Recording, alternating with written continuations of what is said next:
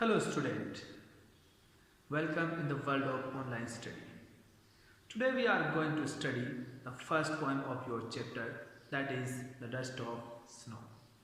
बड़ी ही मज़ेदार पोइम है और उम्मीद है आपको अच्छी तरीके से समझ में आएगी और काफ़ी मज़ा आएगा इस पोइम को पढ़ने के बाद में.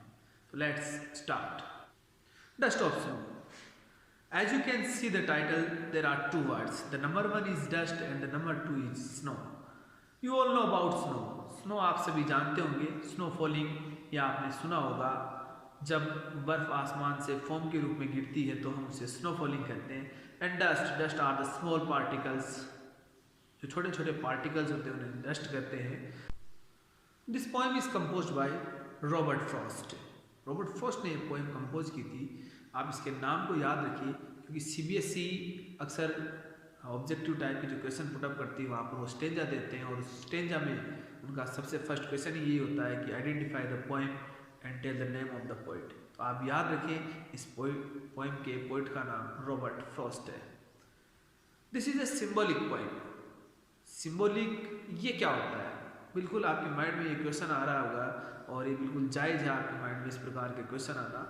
सिंबॉलिक पोएम वो होती है जहाँ पर किसी एलिमेंट के माध्यम से किसी आइडिया दूसरे आइडिया को रिप्रेजेंट किया जाता है, जहाँ शब्दों के पीछे कुछ विचार छिपे हुए रहते हैं, कुछ अलग अर्थ छिपे हुए रहते हैं, उसे ही सिंबॉलिक पोएम कहते हैं. तो बड़ी शानदार तरीके से पोएट ने इसमें सिंबलिज्म का यूज किया है. In this poem we have three elements that are used as a symbol. The number one is crow, the number two is a hemlock tree, and the number three is ray. The number three is dust of snow.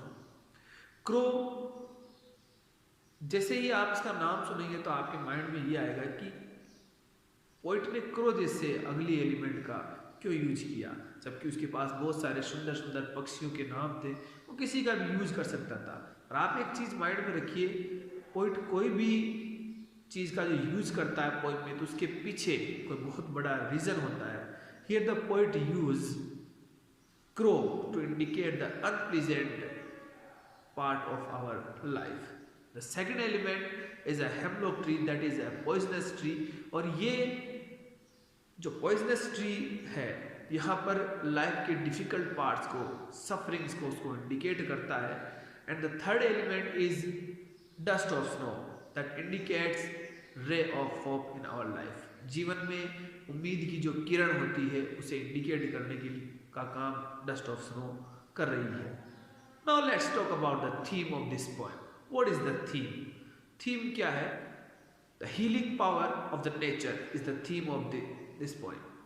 Nature में बड़ा गजब का power होता है और वो आपके किसी भी प्रकार के दर्द को, दुख को, कष्टों को दूर कर सकती है अगर आप उसकी शरण में जाते हो. तो यही इस पोएम की मेन थीम है.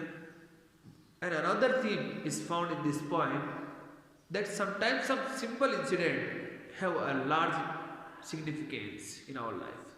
जीवन की जो छोटी छोटी घटनाएं होती है वो कभी कभी हमारे जीवन पे इतना गहरा प्रभाव डालती है कि हमारी पूरी लाइफ बदल जाती है. कुछ ऐसा ही इस पोएम में आपको देखने को मिलेगा. Now let's talk about the rhyme scheme of this poem. What is the rhyme scheme? आप सभी जानते हैं जब भी अपन कोई शायरी वगैरह बोलते हैं तो उसके जो शब्द होते हैं आखिरी के लाइन के, उन्हें हम एक ही सुर में मिलाने की कोशिश करते हैं, जिसे तुकबंदी कहा जाता है. The same thing is called rhyme scheme in English literature. So here you can see the first line and the ending word is crow. The ending word of the second line is me. The ending word of the third line is snow. And the ending word of the fourth line is tree. And you can see the sound of the first word crow is similar to snow. दोनों का आप बोलेंगे तो एक ही जैसा सुर आ रहा है, क्रो, स्नो. सेकंड जो वर्ड है मी, वो बिल्कुल सिमिलर है ट्री के, मी, ट्री. तो इस प्रकार से टू के पेयर में सिमिलर साउंड यहाँ पर यूज किए गए हैं. जो फर्स्ट सिमिलर साउंड है हम उसको ए मार्क करेंगे और जो दूसरा साउंड है उसको अपन बी मार्क करेंगे, तो हम देख सकते हैं इसकी राइम स्कीम हो जाती है ए बी ए बी। इस प्रकार से पूरी जो पोएम है उसकी राइम स्कीम हो जाएगी A B C D. Two more things I want to tell about this poem. The number one, that in this poem the first person of the pronoun is used. I, my, me.